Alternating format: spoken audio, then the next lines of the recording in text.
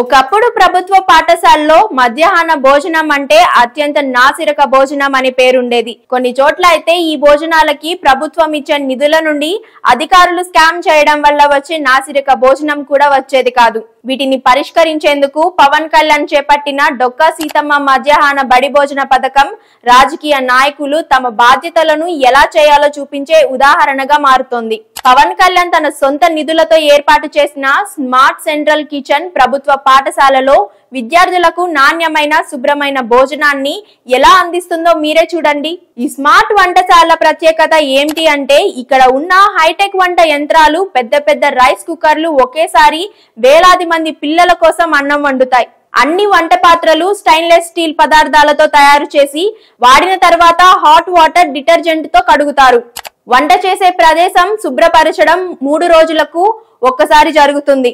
వంటగదిలో inspect control, exhausting system, dust free వాతావరణం కోసం ఎయిర్ ఫిల్టరేషన్ కూడా ఉంది.